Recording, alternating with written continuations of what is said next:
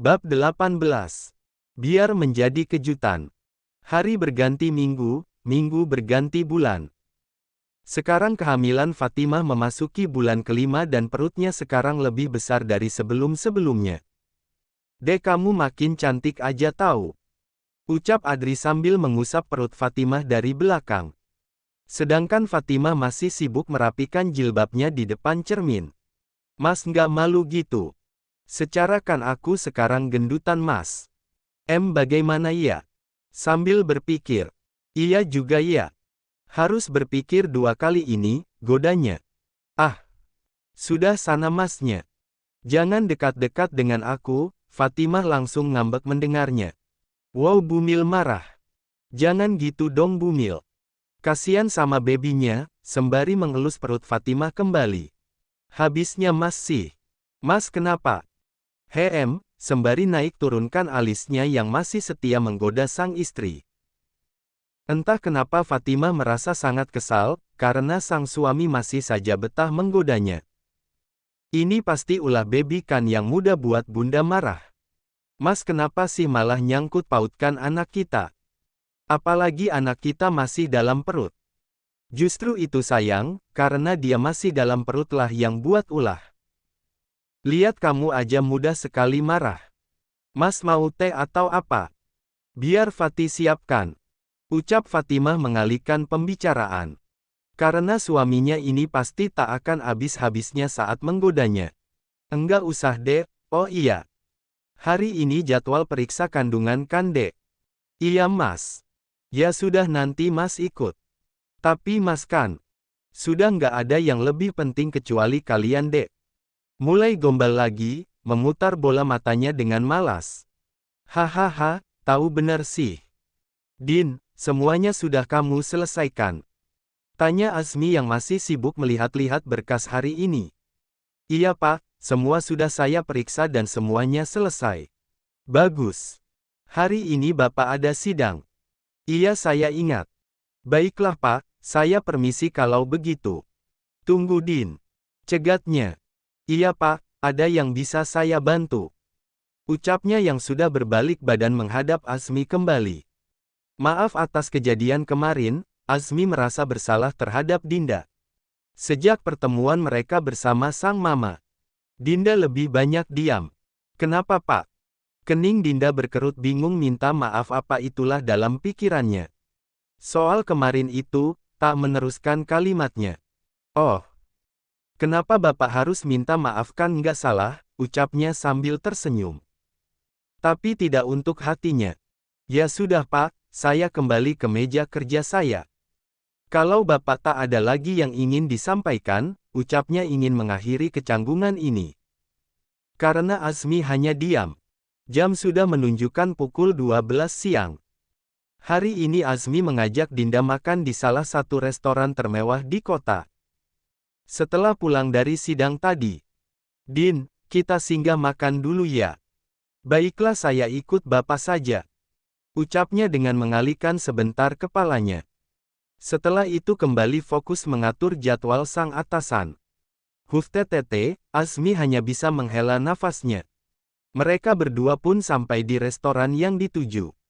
Azmi memberhentikan laju mobilnya. Setelah sampai di tempat parkiran. Kamu mau pesan apa Din? Sambil melihat-lihat menu makan. Saya pesan tiramisu saja dan jus alpukat. Mbak. Seru Azmi memanggil pelayan yang menjauh sedikit dari mereka. Iya tuan, mau pesan apa? Tanyanya dengan sopan. Saya pesan makanan pasta dan tiramisu. Minumannya jus naga sama jus alpukat. Baiklah tuan, hanya itu saja. Ucap sang pelayan memastikan kembali. Iya mbak. Baiklah tunggu sebentar tuan dan nonanya. Iya, jawab mereka dengan serempak. Ayo dek. Kesal menunggu istrinya yang lama sekali turun. Masya Allah, istriku ini lama sekali dandannya. Tidak tahukah dia, di sini aku menunggunya sudah setengah jam. Nasib jadi cowok, selalu nunggu. Aku sudah selesai, mari mas. Ucapnya tanpa merasa bersalah. Masya Allah sayang, kamu mudah sekali ngajak pergi. Enggak merasa bersalah gitu. Ya Allah Mas, Fatih minta maaf deh. Habisnya hampir semua bajuku tak muat lagi di badanku. Jadi itu yang buat kamu lama yang. Terus Mas, mikir apa? Bukannya menjawab Fatimah malah ngasih pertanyaan juga. Hah? Kalau begini terus mana bisa sampai dek? Ayo kita jalan. Mengakhirinya, Fatimah pun hanya bisa menurut.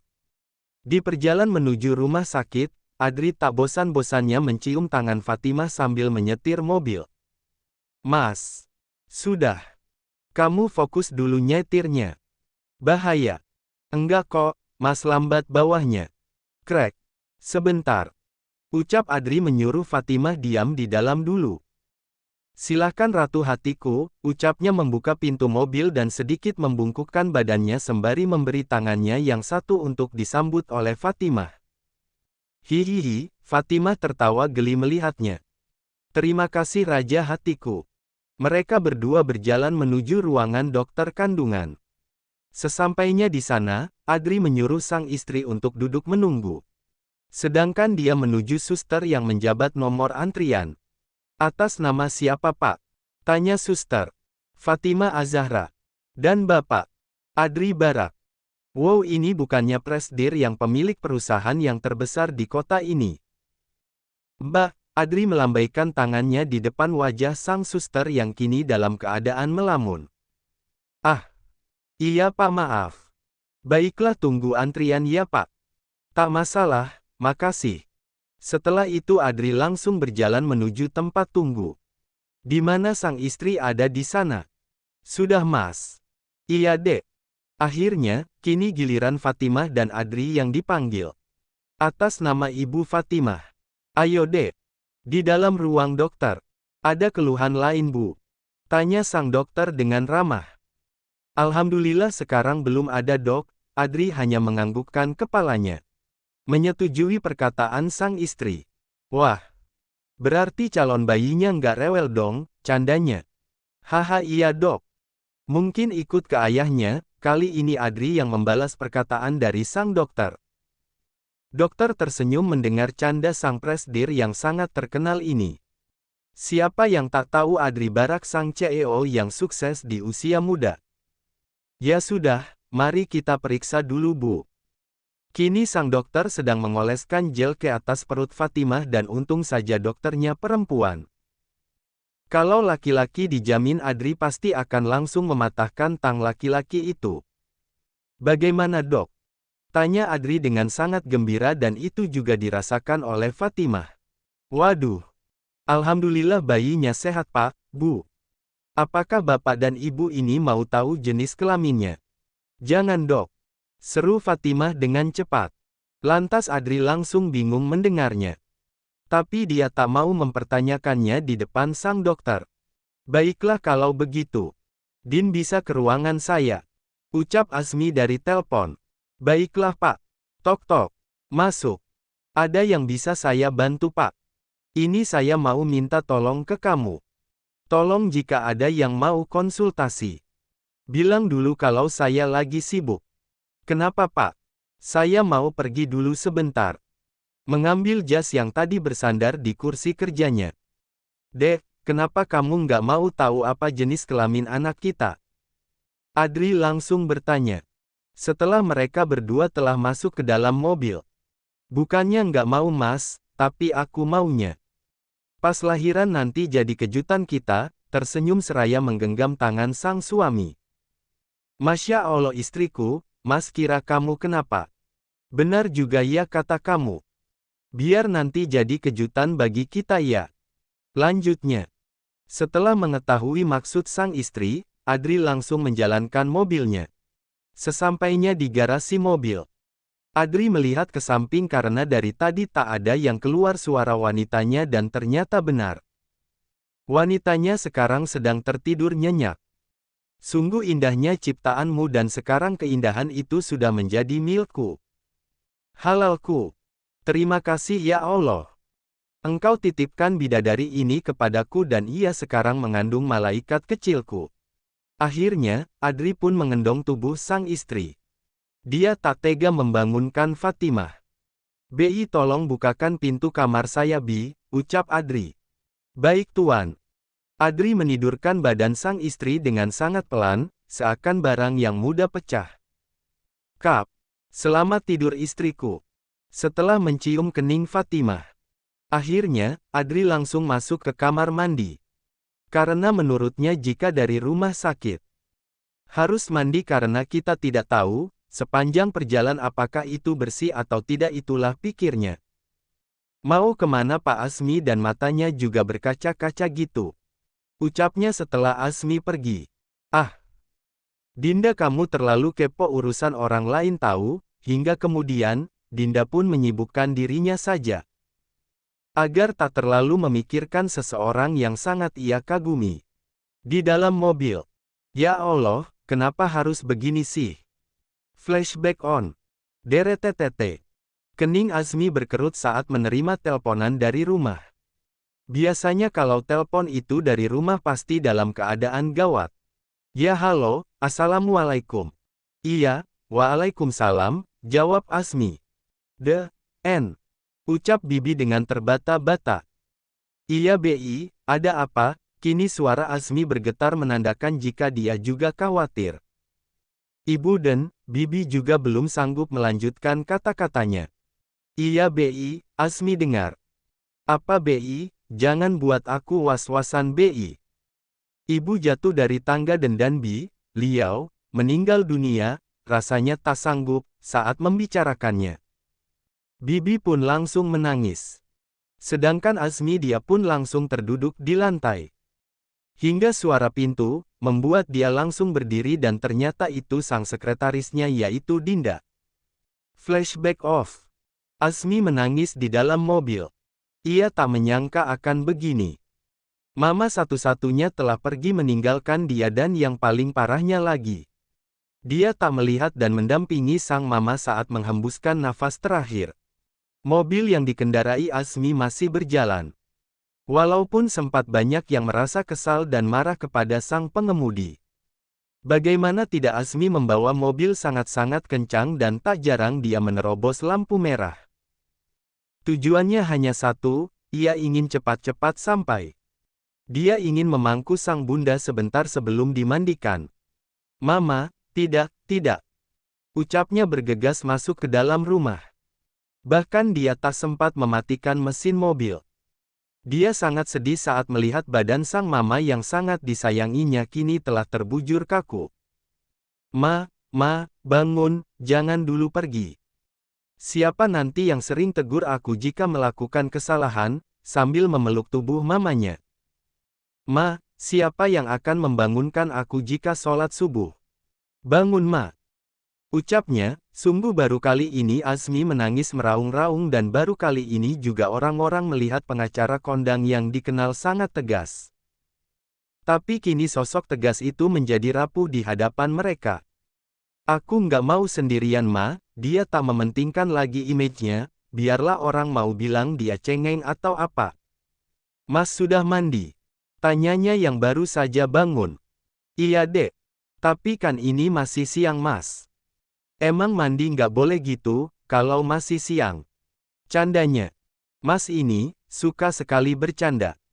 Orang lagi serius Mas. "Hehe, maaf Dek.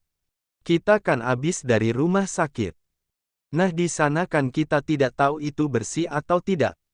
Jadi ya, Mas memutuskan untuk mandi," jelasnya. "Mending kamu mandi dulu Gi," serunya. "Tapi Mas, aku males mandi." "Enggak boleh kayak gitu sayang, kamu mau calon baby kita kenapa-kenapa," bujuk Adri agar sang istri mau mengikuti perkataannya. Iya aku mandi, jika sudah menyangkut sang bayi, Fatimah bisa apa?" Setelah sang istri masuk ke dalam kamar mandi, Adri langsung berjalan menuju lemari. Dia mengambil spray dan langsung mengganti spray kasurnya menjadi yang baru. Sudah mengganti spray baru, dia kembali berjalan menuju lemari pakaian dan mengambil pakaian sang istri. Baru ingin meletakkannya di atas ranjang. Sebuah suara yang begitu lembut mengagetkannya. "Mas!" seru Fatimah yang saat ini baru keluar dari kamar mandi yang hanya memakai jubah mandinya. Astagfirullahaladzim adek. Dia mengelus-elus dadanya. Mas kenapa repot-repot nyiapin pakaian untuk aku sih? Nggak baik mas, Fatih berasa nggak sopan, ucapnya sambil mengambil pakaian yang ada di tangan sang suami yang belum sempat diletakkan tadi. Ya ampun dek, jadi kamu kayak gitu. Cuma karena ini, Adri langsung tersenyum geli. Cuma katamu mas. Itu nggak cuma menurut Fatih. Seharusnya aku yang melayani segala keperluan mas. Bukannya mas. Sudah kan mas sendiri yang mau. Bukan atas suruhanmu. Jadi jangan merasa bersalah ya. Menenangkan Fatimah. Mending kamu pakai baju gih. Nanti masuk angin, Fatimah langsung menurutinya. Melihat sang istri sudah memakai baju, Adri berjalan menghampiri Fatimah yang saat itu sibuk di depan meja rias. Sini deh biar mas bantu mengeringkannya, tawarnya. Tapi mas, sudah sih. Kamu selalu merasa bersalah. Hingga akhirnya, Fatimah langsung menuruti segala kehendak sang suami. Kenapa Pak Azmi belum kembali ya? Dinda heran, tidak biasanya sang atasan pergi terlalu lama. Seperti ini. Apa ada sesuatu ya? Tapi nggak mungkin deh. Kalau ada pertemuan pasti aku ikut. Secara kan aku sekretarisnya, masih khawatir. Ah mending aku telpon deh. Deretetete. Azmi tak mengangkat telpon itu, meski dia merasakan getarannya. Dia hanya fokus melihat sang mama yang sudah masuk ke dalam liang lahat itu. Dia merasa tak rela. Deretetete. 2 kali telponnya tak juga diangkat olehnya. Azmi masih mendiamkannya.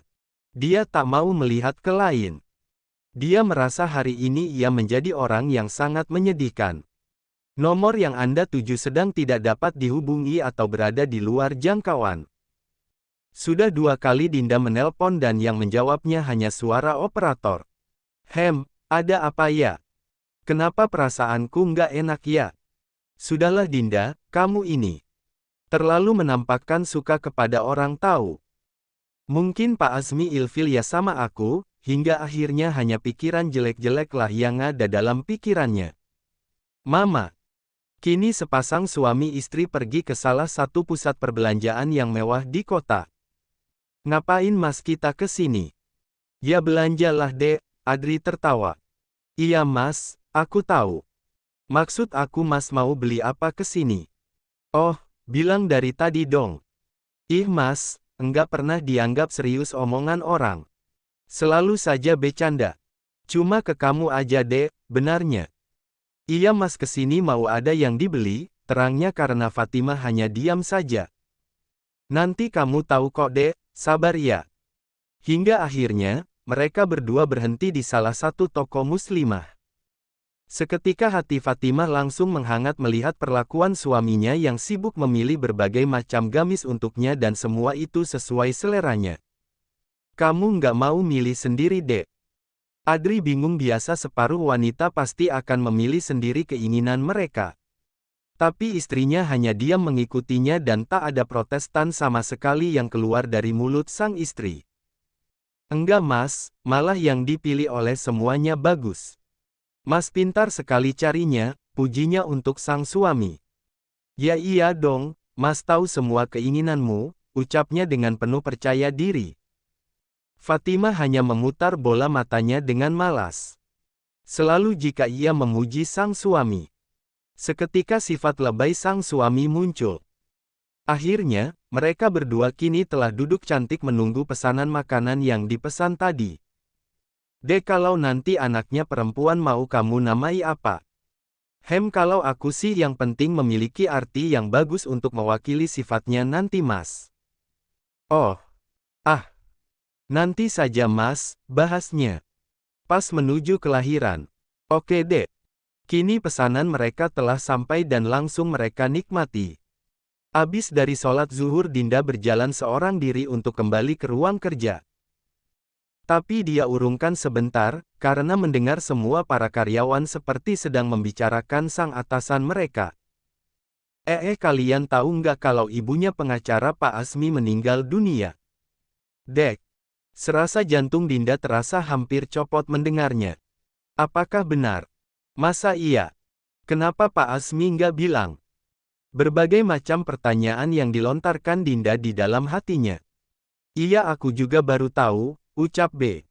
Aku lihat postingan dari Pak Dino, ucap C. Permisi, boleh saya bertanya, ucapnya dengan sopan. Iya, mau tanya apa, ucap mereka. Mereka semua tahu jika yang di depan ini adalah sekretaris Pak Asmi. Apakah benar ibu dari Pak Asmi meninggal? Emangnya Mbak nggak tahu gitu? Mereka bingung, masa iya sekretaris pribadi Pak Asmi nggak tahu? Enggak. Iya Mbak, sekitar sebelum zuhur tadi. Ya Allah, aku berdosa telah beranggapan lain. Nyatanya kini Pak Asmi terkena musibah. Maafkan saya Pak. Kini Dinda telah berada di ruang kerjanya. Nanti dia akan singgah ke rumah Pak Asmi. Mana anakku? Ucap wanita yang kini dalam keadaan kacau. Para suster, sibuk ingin menyuntikkan obat penenang untuk sang pasien. Kenapa dok? Ucap pria itu yang baru saja sampai. Oh bapak pacarnya pasien ini kan pak? Ucap sang suster dengan hati-hati. Iya. Teriak orang yang di dalam. Minggir kalian, di mana anakku? Pram langsung berlari, dia sudah tahu. Jika Bianca telah ngamuk berarti dia sedang kambuh. Sabar BI, ucapnya menenangkan dan memeluk tubuh yang kini sangat kurus dari tubuh idealnya dulu. Mana anakku Pram, masih menangis, ia memang dulu dia tak mengharapkan anak itu. Dia hanya menganggap anak yang dikandungnya itu hanya sebagai alat untuk mengikat Adri. Tapi seiring berjalannya waktu, perasaan itu menjadi kasih sayang. Anak kita sudah tenang BI. Dia sudah bahagia, lanjutnya. Tidak. Akan ku balas. Semua orang yang menyebabkan anakku meninggal, ucapnya sambil meronta-ronta. Iya BI, tapi kamu harus sembuh dulu ya.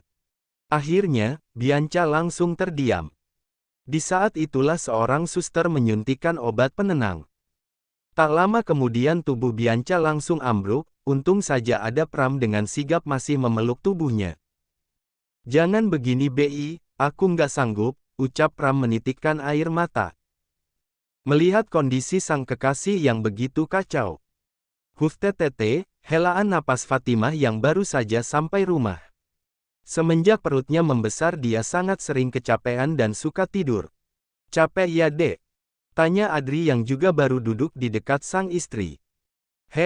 Capek banget mas, sambil meninju-ninju betisnya. Sini biar mas pijitin, mengambil kakak Fatimah dan ingin meletakkannya di pangkuannya. Enggak usah mas, tolak Fatimah. Sudah, adek nikmatin aja pijitan dari mas. Hingga akhirnya Fatimah diam menikmati pijitan sang suami. Benar kata suaminya. Pijitan dia sangat enak sekali. Hingga kesadaran Fatimah pun mulai melemah dan keluarlah dengukuran halus dari mulutnya. Masya Allah istriku, dikit-dikit tidur, tertawa lucu melihat tingkah sang istri. Jam kerja telah usai. Sekarang ini Dinda bingung mau kemana secara dia tak tahu di mana tempat rumah sang atasan. Karena lelah kerja dan lelah mencari. Dinda pun memberhentikan motornya di tepi jalan, tepat di sana ada warung sembako. Bu, beli air aquanya satu, sambil memberikan uang 1 lembar berwarna merah. Itu aja Neng. Tanya ibu warung. Iya bu. Ini Neng, kembaliannya 95.000, memberikan kembaliannya kepada Dinda. Makasih ya bu. Sama-sama Neng. Haduh kemana lagi aku jalan? Percuma juga kan kesana kemari kalau nggak tahu tempatnya, menggerutu sendiri, di tempat motor terparkir tadi. Itu bukannya Dinda ya? Ucap pria yang ada di mobil. Iya benar, aku nggak salah. Kenapa dia kayak orang kesal gitu? Bingung, hampiri atau tidak itulah dalam pikirannya. Hingga akhirnya langkah sang pria tadi pun mendekati Dinda. Hai Din, sapanya. Mas Dino, ucap Dinda kaget. Iya Dinda sudah kenal dengan Dino waktu dia dan Fatimah berada di restoran dan waktu itulah Asmi membawa Dino untuk menghampiri mereka dan Dino mengajak mereka berkenalan. Lagian juga Dinda sering ketemu di kantor. Karena tak jarang Dino main ke sana. Kamu ngapain di sini Din? Muka kusut juga. Ledeknya. Aku itu kesal Mas, habisnya Pak Asmi nggak bilang-bilang kalau ia lagi kena musibah, curahannya. Emang kalau dia lagi kena musibah itu harus ngomong dulu ke kamu, sambil duduk di dekat Dinda. Dinda berpikir saat mendengar perkataan Dino. Iya juga ya, aku juga bukan siapa-siapa Pak Asmi. Tapi kan aku sekretarisnya. Harusnya tahu gitu. Masih membelah diri. Tapi Mas, aku ini sekretarisnya. Masa iya kalau orang bertanya Pak Asmi kemana? Terus aku mau bilang apa? Din, setiap orang itu punya privasi masing-masing.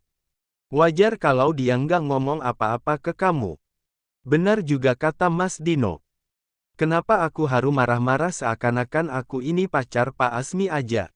Batinnya sambil tersenyum. Kamu kerasukan ya, ucap Dino mulai menjauh, dia bergidik ngeri. Perempuan di dekatnya ini tadi marah-marah sekarang berubah senyum-senyum sendiri. Oh enggak Mas, Mas mau nggak anterin aku ke rumahnya Pak Asmi? Tanyanya. Waduh aku bukannya nggak mau Din, tapi aku lagi buru-buru. Ada hal penting yang harus ku kerjakan, wajah Dinda kembali cemberut. Tapi ku kasih alamatnya saja ya. Tok-tok. Sudah beberapa kali Dinda mengetuk pintu rumah ini. Tapi tak juga ada jawaban. Padahal pintunya terbuka. Mau masuk tapi nggak sopan pikir Dinda. Ketuk sekali lagi deh. Benar saja setelah diketuk lagi. Orang rumah itu pun keluar. Ya Neng cari siapa? Tanya wanita parubaya. Ini bu saya cari Pak Asmi, tanya dengan sopan. Mari Neng masuk. Bibi itu pun mengajak Dinda masuk dan membawanya duduk di sofa. Sebentar ya Neng. Bibi panggil Tuan Asmi dulu, pamit Bibi. Iya Bi, silahkan. Setelah Bibi tadi pergi. Dinda pun berjalan-jalan sedikit di dalam ruangan yang besar ini. Di sana dia melihat banyak sekali foto-foto yang terpajang. Satu foto yang sangat menarik di foto itu. Hehe lucu sekali deh. Tawanya sendiri. Dinda langsung berjalan untuk duduk di sofa kembali. Karena tadi dia sempat mendengar langkah kaki yang mendekatinya. Iya ada apa Din? Tanya Asmi setelah duduk di sofa. Saya turut berduka cita Pak. Atas yang menimpa Bapak, tulus dari hati. Ah. Iya makasih, mata Asmi kembali berkaca-kaca teringat kembali dengan almarhum mamanya. Sudah kamu boleh pergi Din, usirnya. Dinda merasa sedih melihat pria yang di depannya ini. Sosok yang selalu periang dan ceria kini menjadi sosok yang sangat menyedihkan. Mas kita main ke rumah mama yuk. Ajak Fatimah. Kita istirahat dulu dek. Dari tadi kita jalan-jalan terus. Besok-besok ya kita main ke sana. Ya mas, aku kangen sama mama dan papa. Kalau bunda kan baru main ke sana, memelas kepada suaminya. Berharap dikabulkan. Tapi ada syaratnya ya. Mengedipkan matanya. Iya nanti ya mas, Fatimah sudah tahu apa yang dimau oleh sang suami. Wah. Pintar banget. Tahu apa yang mas mau. Iyalah, kita nikah sudah 8 bulan lebih mas. Aku sudah tahu semua sifatmu. Iya deh mas kalah. Ucap Adri mengalah. Ya sudah mas ayo. Ajaknya menarik-narik tangan Adri. Ya ampun dek. Kamu nggak beri mas waktu istirahat dulu, keluhnya. Hehe nanti aja mas. Pas di rumah mama sama papa nanti. Tete, hanya helaan napas saja yang keluar. Bi, kami ke rumah mama dulu, pamitnya saat melihat Bibi Sum yang sibuk memotong ranting bunga yang mati. Ah. Iya non, anggukannya. Hati-hati non dan tuan. Mereka berdua pun melajukan mobil mengarah ke rumah sang mama. Tin. Bunyi klakson mobil kepada sang penjaga gerbang. Aden, sapa Pak Satpam. Iya pak, mama sama papanya ada. Sekedar basa-basi. Ada dan, ibu saja yang ada, Adri langsung mengangguk. Setelah pintu gerbang terbuka. Adri langsung melajukan mobil untuk masuk ke dalam perkarangan rumah. "Assalamualaikum," ucap Fatimah saat membuka pintu. "Waalaikumsalam," ucap Mama Mirna yang baru saja dari dapur. "Aduh, kedatang anak Mama yang cantik nih." "Ah." Mama terlalu memuji, tersenyum malu dan langsung memeluk tubuh sang mama mertua. "Sebenarnya anak Mama itu aku atau istriku sih, Ma?" tanya Adri yang sejak tadi menyaksikan drama pertemuan mereka. "Ya ini dong anak Mama," mencubit hidung Fatimah. "Iya kan nak?" "Iya dong Ma," jawabnya memanasi sang suami. "Sudah ah. Adri mau naik ke atas saja. Daripada di sini dicuekin. Bagaimana kabar calon cucu Mama nak?" ucap Mama Mirna sambil mengelus perut Fatimah. "Alhamdulillah Ma, bebinya baik." "Ah, syukurlah. Papa mana Ma?" tanya Fatimah. "Oh tadi Papa ada urusan di luar." "Oh," jawab Fatimah hanya di dalam kamar. Huftetete. Sudah beberapa kali Adri menghela napas. Dia masih memikirkan tentang mantan istrinya itu. Tapi bukan dalam artian cinta melainkan takut jika mantan istrinya itu akan melakukan apa-apa yang akan membahayakan keluarga kecilnya. "Ya Allah, aku mohon kepada Engkau. Jauhkanlah segala hal yang akan membahayakan dan menimpa keluarga kecil kami. Amin." "Pak," ucap Dinda menghampiri Azmi dan duduk dekat di sampingnya. "Iya Din. Saya tahu Bapak terpukul. Karena ditinggal oleh orang yang sangat disayangi dan dicintai. Jadi sekarang Bapak boleh kok mengeluarkan segala kekeluhan hati Bapak kepada saya," ucapnya dengan serius. "Sudah Pak, jangan merasa tegar sendiri dan jangan merasa gengsi. Sekarang Bapak boleh menangis sepuasnya. Menangis itu boleh Pak, apalagi ini." Belum sempat Dinda melanjutkannya. Azmi langsung refleks memeluk tubuh Dinda. Dinda pun kaget saat merasakan tubuh Azmi yang sedang memeluknya dan tubuh kekar ini bergetar. Dinda tahu saat ini Azmi menangis ya walaupun tak ada suaranya. Dinda hanya bisa menepuk-nepuk bahu atasannya ini. Setelah merasa lega Azmi langsung melepaskan pelukannya. "Maaf Din, atas kelancanganku," mengusap air matanya yang masih tersisa di sudut mata. "Iya Pak." Akhirnya Azmi tak merasa sedih lagi. Entah apa di depan Dinda saja dia merasa tegar. Hanya dia dan Allah yang tahu. Pak kalau begitu saya balik ya. Sudah gelap ini."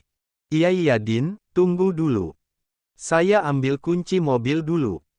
Saat Azmi mau beranjak dari sana, Dinda langsung buka suara. "Pak, enggak usah, biar saya sendiri saja pulangnya." "Enggak usah antar.